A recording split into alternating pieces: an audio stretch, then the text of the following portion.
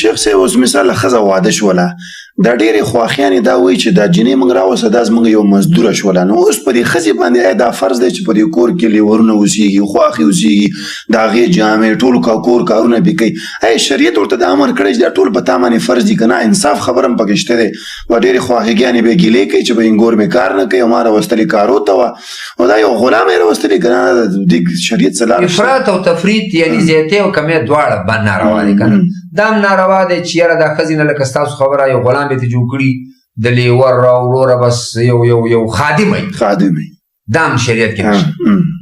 او دا هم شریعت کې نشته دی چې ستا مور و پلار دي هغې محتاجه دي خدمت ته او دا ښځه دا وایي چې ما باندې د ستا د سخر او د خواښې خدمت نشته دا هم غلطه خبره ده ښځه باندې د خاوند منل شته که لو نبی صلی الله علیه وسلم فرمایي که ما اجازت کولی چې یو کس دې بل ته سجده وکړي لامرت المرأة ان تسجد لزوجها